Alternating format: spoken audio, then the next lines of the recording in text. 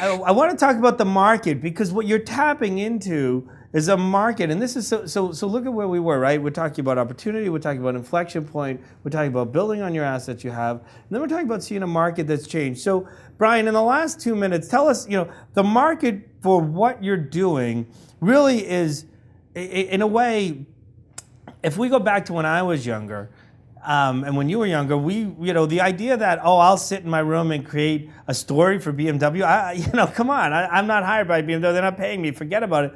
And yet now the market really is saying that, I like doing that, I like to sit around and play, and I like to do these things. As you see the market evolving, how do you see that sort of not me, it's you, and more collaborative effort and more community growth? How does that affect TumbleCloud as this goes forward?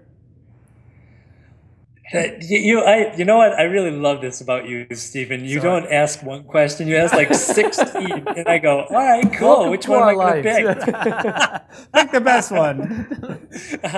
I think that what we're seeing, and we've been seeing it for a while, is that, and I just want to throw in one more thing that you kind of slid over right there, is that instead of me just sitting in my room and doing this ad for BMW, I can do an ad for BMW, and I can invite all my friends in to tinker with it too.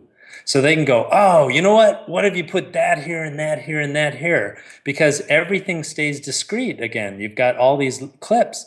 It's like, Tyler talking about video editing. What happens when you have a video edit suite where it's not just the one person, but it's the one person who then has five friends who are going, yeah, what about this variation and this variation and this variation? So what we're doing is, I think we're moving into what humans do best, which is create things together.